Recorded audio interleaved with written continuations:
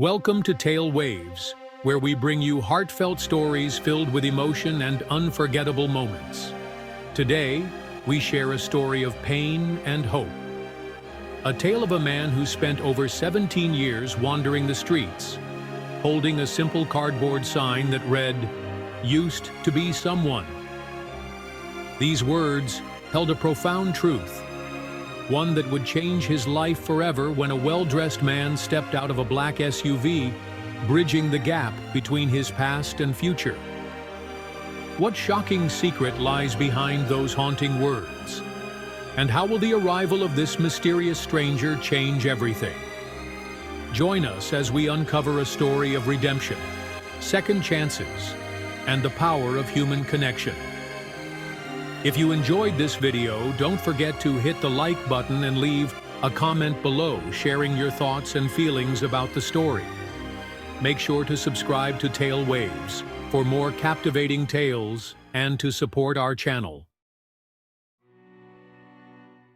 John Turner huddled beneath the threadbare blanket, the city's chill seeping into his bones.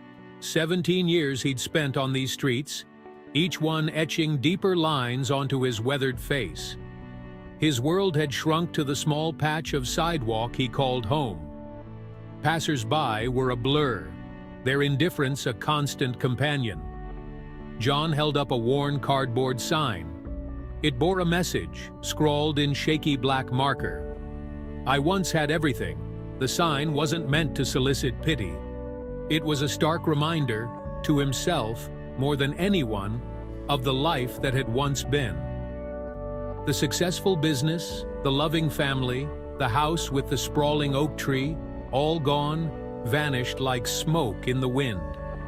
A single mistake, a lapse in judgment, had cost him everything. Now he was just another nameless soul, lost in the city's underbelly.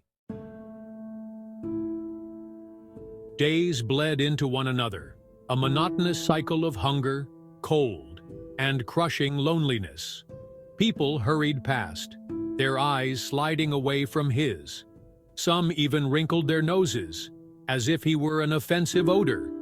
A gaggle of teenagers laughed cruelly, pointing at his ragged clothes. Their words, though mumbled, stung like salt in a wound.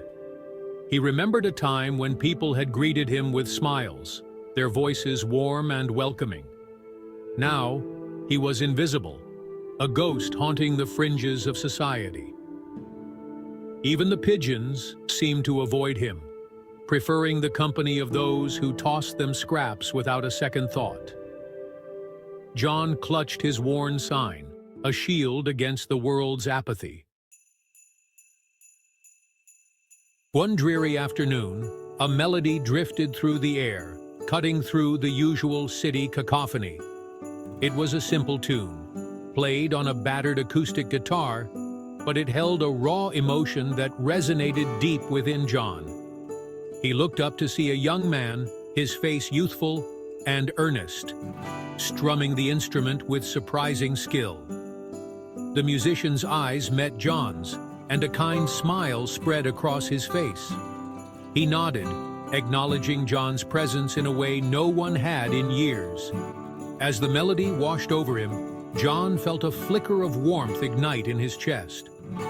It was a small thing, a simple act of human connection, but in that moment, it felt like a lifeline. The next day, as John sat in his usual spot, a sleek black SUV pulled up to the curb. It was a vehicle that spoke of wealth and power, a stark contrast to the gritty reality of the street corner. The tinted window lowered, revealing the face of a man John hadn't seen in over 2 decades. His heart pounded in his chest, a mixture of disbelief and cautious hope. The man was older now, his hair streaked with gray. But John recognized him instantly. It was Edward, his former business partner, the one person who knew the truth about his past. John had thought he'd never see him again, had resigned himself to living out his days shrouded in shame and regret. Yet here he was, a tangible link to the life he'd lost. Edward stepped out of the SUV, his expression a mixture of sadness and compassion. He walked towards John, extending a hand. "John," he said, his voice thick with emotion, "I've been looking for you for years. I know what happened wasn't entirely your fault. I should have believed you then, stood by you." John's sign, the one he'd clutched for so long, clattered to the ground. It had been Edward's betrayal, his false testimony, that had sealed John's fate. Now, it seemed, he was here to offer redemption.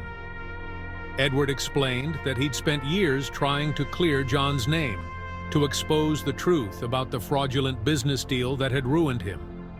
He'd finally succeeded, and he was there to offer John a second chance, a chance to rebuild his life. John, overcome with emotion, could only nod. As he rose to his feet, aided by Edward's steady hand, he felt a weight lift from his shoulders. The black SUV, once a symbol of the life he'd lost, now represented a path to a brighter future. As the car pulled away, John looked back at the street corner, at the spot that had been his prison for so long. He was leaving it all behind, carrying with him the hard-won wisdom of resilience, the transformative power of forgiveness, and the enduring hope that even in the darkest of times, redemption is possible.